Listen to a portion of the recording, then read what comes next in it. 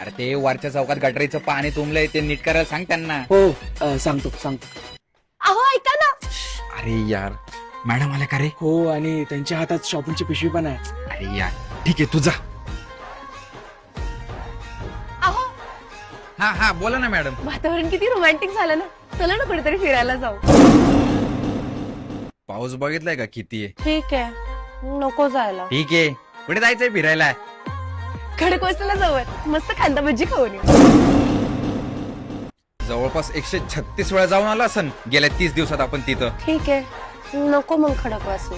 थांबा जरा रेनकोट घेऊन येतो मग जाऊ. अहो कशाला, मी तुमच्यासाठी नदीपात्रातून किती सुंदर रेनकोट आणलाय फक्त 52 रुपयाला. मग जो माझ्याकडे आहे तो काय तुम्ही घालणार आहे का?